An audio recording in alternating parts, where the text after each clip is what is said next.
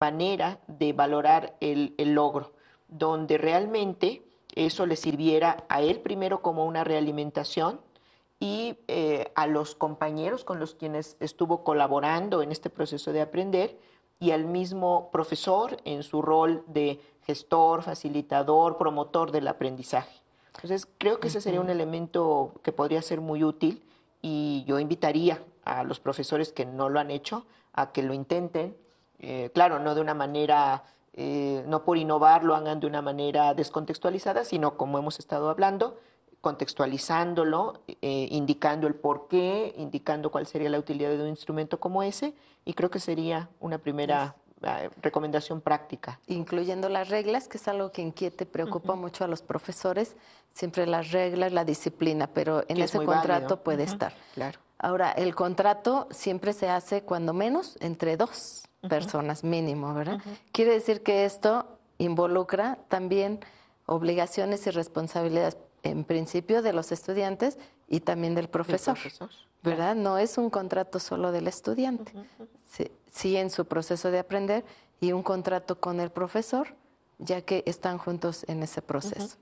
Ahí tendría también el que conjuntamente ver cuáles son esas responsabilidades del profesor también, ¿verdad? Claro, claro. En este rol de promotor, gestor, facilitador, ¿no? En ese sentido, yo también considero que el contrato muchas veces es asociado con el control y el control pues muchas veces también está asociado con el castigo. Entonces hay como ciertas distancias, pero cuando lo asociamos con los procesos de aprendizaje, entonces la situación cambia, en mi opinión. La situación del estudiante, por supuesto, una situación activa, una participación consciente, una participación con claridades, en el sentido de me planteo objetivos, me planteo metas, me planteo necesidades, me planteo formulación de proyectos, me planteo... Entonces requiero que también el profesor me apoye a materializar estas intenciones que me he diseñado, cómo en el interior del aula, cómo organizar para que no tengamos las filas unas tras otras y yo no puedo ver a mis compañeros, o si me siento hasta atrás tenga dificultades para ver los contenidos o incluso escuchar al profesor. Cómo promover el diálogo, cómo promover la escucha, cómo promover el intercambio de ideas, cómo promover el respeto, cómo promover las diferencias. Yo creo que en este caso el espacio educativo también ante esta flexibilidad que en la actualidad se vive también en el salón de clases, pues promueve otras formas de el estudiante estará reflexionando, estará realizando juicios críticos, estará pues también desarrollando métodos, siguiendo sus procedimientos, desarrollando principios, observando, en fin, el estudiante en ese sentido también es un actor entonces del proceso de aprendizaje y por lo tanto también requiere de otras alternativas que contribuyen a que este conocimiento, bueno, este aprendizaje sea más rico todavía. Y en este aprendizaje más enriquecedor, como dice Marco, por ejemplo, ¿qué tanta injerencia se le ha dado al estudiante para evaluarse, para evaluar su propio proceso? Creo que de todos los componentes del proceso de aprendizaje o de facilitación del aprendizaje, desde la formulación del plan de estudios, desde la planeación, la operación, creo que justo en la evaluación es donde menos participación el estudiante se le ha permitido tener o realizar. Y creo que en estos, digamos, como en este nuevo rol, en estas nuevas funciones, creo que también sería muy importante que el estudiante tuviera algo que decir acerca de sí mismo como aprendiz, de sus propios procesos, ¿no? Y creo que el contrato pudiera ser ese marco inicial que el estudiante tomaría también para monitorear, ¿no? Para hacer un seguimiento de sí mismo, ¿no? De sus procesos, del cumplimiento, de sus necesidades, de lo que le pide al profesor para aprender, ¿no? De lo que él mismo estipuló al principio, ¿no? Entonces, creo que sería muy importante también, con instrumentos como este, facilitar que el estudiante aprenda a autoevaluarse, a evaluar a sus pares en este trabajo colaborativo, por ejemplo. Todo, claro, con reglas, con razones, con diálogo, informando el para qué, ¿no? Pero creo que también ese es otro elemento importante. Pues tenemos un recorrido de los programas previos que hemos también visto aquí, de este teleseminario, porque observamos varias preocupaciones de los profesores: el control, la disciplina, las reglas, la evaluación, el aprendizaje. Hoy estamos hablando del estudio autodirigido, cómo propiciar la autonomía en el estudiante, y eso nos da pie para revisar todo el proceso de aprendizaje. Ya en un primer programa veíamos el tema de garrotes y zanahorias, que es una gran preocupación de los profesores: cómo controlo, o debo controlar o debo propiciar el aprendizaje, y si eso es opuesto. Claro. Y si el respeto al estudiante me permite también propiciar el aprendizaje o no. Ustedes aquí nos dan otros elementos. No necesitamos manipular con premios, con castigos. Necesitamos involucrar, implicar, ayudar a participar a los estudiantes, a que sientan que el proceso de aprender es suyo. Y bueno, ya nos dan muchos elementos. Una forma que puede ayudar es el contrato, donde ustedes dicen también la evaluación. A veces la evaluación, que también ha sido el tema anterior de este programa, de este teleseminario, abordó los exámenes, y veíamos también ahí cómo la evaluación es algo que se considera como al final, como una cuestión de control, como una cuestión punitiva. Y entonces aquí ustedes nos dicen, no, como también se vio en el programa anterior, es parte del proceso y es un recurso para continuar el aprendizaje, para apoyar al estudiante, no, como un corolario donde el estudiante también lo hace suyo en favor de sí mismo. Claro. Y en la medida en que eso hace el estudiante, el profesor también lo hace en favor de sí mismo en su tarea. Seguramente se sentirá más a gusto. ¿Qué otras? Bueno, ¿nos quieres tú también comentar algo más? Y les invito a que vayamos entonces también pensando, ya ustedes han planteado varias propuestas.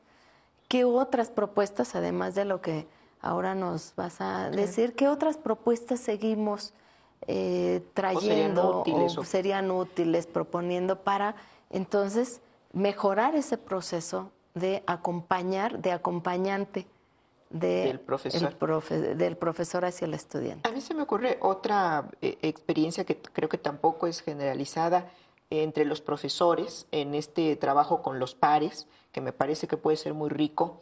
¿Qué pasa si los profesores, en la medida de lo posible, se plantean eventualmente una codocencia? Esto es, dos profesores complementando su propia formación, su propia experiencia en la coordinación del aprendizaje de un grupo.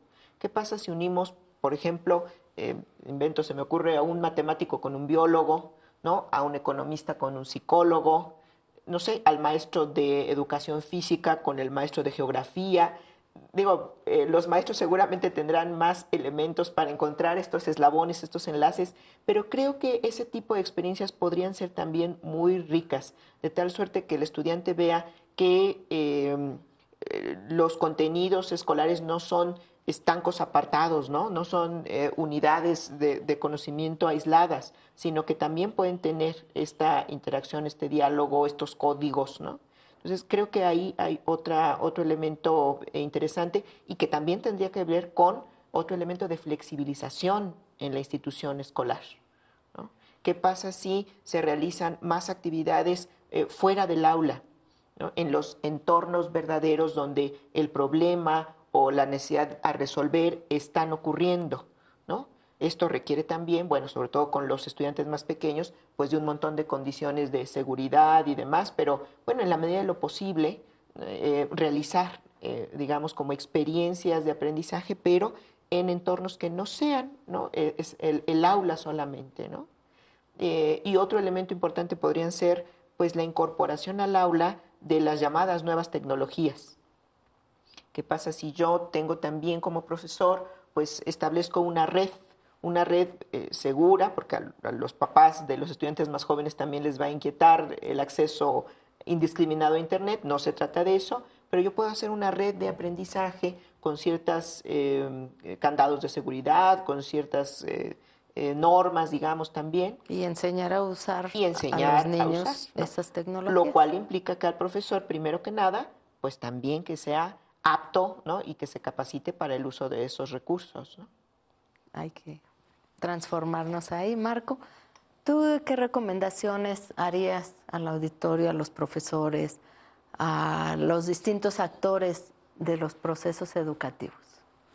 Bueno, yo considero que otro espacio que también invito, en la medida de las posibilidades, en educación superior es una práctica común crear la asociación de estudiantes. Se crean redes también de estudiantes por disciplina. Yo, como soy egresado de la licenciatura en sociología, yo participé en una red de estudiantes de sociología, y esto permitió que yo tuviera contacto con estudiantes de toda la República Mexicana, que conociera sus perfiles, que conociera sus problemáticas, cómo ellos estaban mirando y comprendiendo la sociología, el oficio de la sociología. Yo creo que el interactuar con otras personas organizadamente va a permitir que también proyectos se articulen y también se puedan materializar poco a poquito.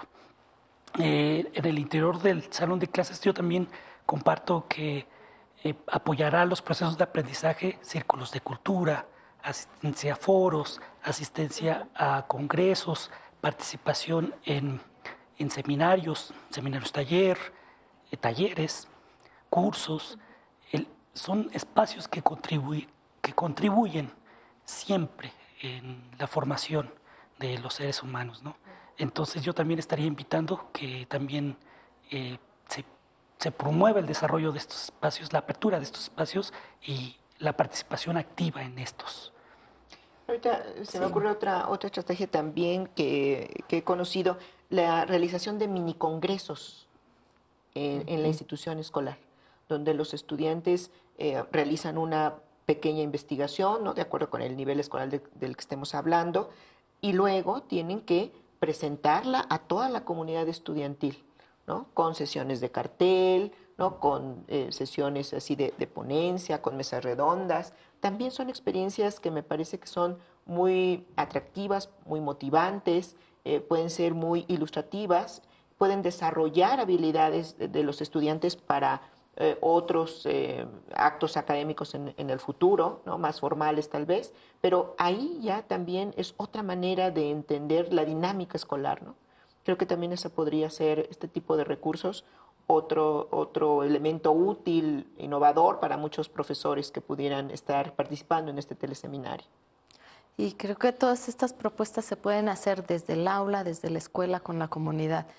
Ahí será muy importante, regresando nuevamente a nuestros autores, que nos dicen acompañar siempre al estudiante, no mandarle participar en el congreso, ¿verdad? No mandarle participar a las redes, sino como ustedes ya nos invitan, acompañarle para que se inscriba, para que la construya, la cree y pueda entonces ir aprendiendo. Y muchas veces también esto tiene que ver con el trabajo que se hace dentro del aula y fuera del aula. A veces eso se manda a tareas y creo que eso puede estar dentro del trabajo cotidiano, dentro del plan de estudios, ¿verdad? Ahí dentro, eso sí tiene que estar en el aula. La organización del trabajo que se va a hacer hacia afuera, ¿verdad? Bien, pues vamos a invitar a nuestro auditorio a que siga estos programas, a que visite la página que está en su pantalla del programa Galatea para que conozca toda la colección pedagógica, conozca las distintas actividades que se desarrollan y si desean también nos compartan a través del correo cómo han mejorado, cómo han variado su práctica y qué cosas han innovado. Les invitamos ahora a ver la página. Bien, pues ahora vamos a continuar también con nuestras conclusiones. Vamos entonces a ver qué podemos concluir de este interesante tema que es el estudio autodirigido, que nos invita a la autonomía, que nos invita a la organización, a la planeación, a la confianza, al diálogo. ¿Cuáles serían sus conclusiones?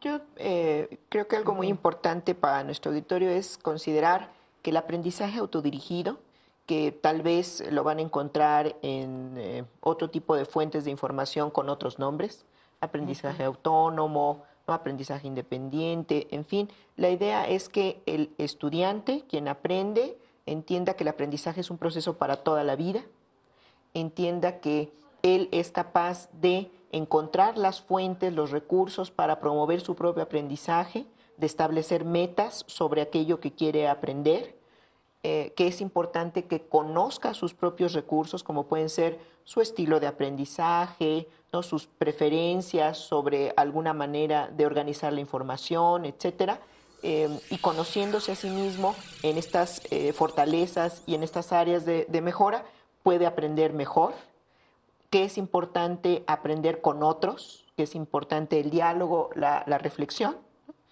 Creo que ese sería un conjunto de elementos optimistas desde un enfoque humanista para el aprendizaje, ¿no? Y creo que si somos capaces de imbuir en otros esta conciencia de estos principios, creo que ya hemos ganado bastante. Esto por una parte. Por otro lado, no hemos hablado de los padres de familia y creo que también es importante que ellos se coloquen también como otros actores del proceso educativo, porque también son un apoyo, en este caso para sus hijos, para ellos mismos como aprendices. Y creo que algo muy importante de hacer notar es que entiendan que el aprendizaje no solo ocurre en el ámbito escolar, sino también fuera de la escuela y en todo momento. Tú, Marco, ¿qué conclusiones nos brindas? Bueno, pues comparto las opiniones y formas de entender de Verónica. Yo simplemente incluyo que, bueno, los estudiantes son únicos e irrepetibles. Por lo tanto, cada estudiante también requiere de una atención diversificada. En este grupo tan diverso se requieren de atenciones múltiples. También el estudiante, pues así forma parte de una sociedad. Queremos una sociedad democrática, queremos una sociedad crítica, queremos una sociedad que se transforme. Yo creo que todos, al asumirnos como estudiantes, asumimos también un papel activo en esta sociedad y asumimos entonces que la herencia cultural es nuestra y esta la vamos a transmitir también a nuestras siguientes generaciones con responsabilidad, con compromiso, con pues una riqueza que nosotros le vamos a imprimir gracias a separarme gracias a este ejercicio de toma de conciencia de quién soy, de quién quiero ser y de qué es lo que puedo hacer para contribuir en este caso en la sociedad en la que me inscribo, ¿no? Entonces yo creo que se estaría contribuyendo a la sociedad, se está contribuyendo a la institución educativa y bueno, principalmente al hombre y a la mujer, ¿no? Pues uno de las principales preguntas que nos hemos hecho en este teleseminario es ¿educar para qué? Y que hace alusión también a uno de los textos que trabajamos. Y en efecto, ¿educar para qué? Para la autonomía, para la convivencia, para la ciudadanía, desde esta perspectiva que ustedes dicen y que la Universidad Autónoma de la Ciudad de México invita a una formación humanista, científica, crítica, que incluya a todos los ciudadanos, a todos los habitantes, ¿verdad? Pues nos parece que este ejercicio que hemos venido haciendo en los programas anteriores, los otros 7 y pues tenemos muchos elementos para pensar, repensar y mejorar la educación. Invitamos entonces a nuestro auditorio a reflexionar sobre todos esos aspectos y específicamente sobre la práctica educativa. En Programa Galatea decimos que aunque haya muchos libros escritos, no son suficientes. Lo importante es qué hacemos con ese conocimiento. Entonces, ¿qué hacemos? Y tendríamos que preguntarle a nuestro público, que seguramente en su experiencia es quien más conoce, que nos diga cómo hace en su práctica cotidiana, cómo mejora, cómo comparte con sus profesores, con sus compañeros, con las instituciones en donde está. Y pues que entonces nos brinden sus opiniones, también cuando ya tengan sus propuestas, que las compartan entre sí, que las compartan con otros profesores y que las compartan con todo el público para mejorar nuestra práctica educativa, finalmente mejorar la educación en el país. Creemos que puede suceder. Aquí tenemos altas expectativas de ello y, como ya decíamos en otro programa anterior, esperamos que la profecía se cumpla. Pues les invitamos entonces a visitarnos y a ver el siguiente programa, que es, continuamos con este texto del estudio del estudiante, con el tema el acto de educar, para cerrar en el programa 10 con el placer de educar. Les invitamos y muchas felicidades por su trabajo en la educación. Muchas gracias, Marco. Gracias. Muchas gracias, Gracias, Verónica. Marco, gracias. Muchas gracias.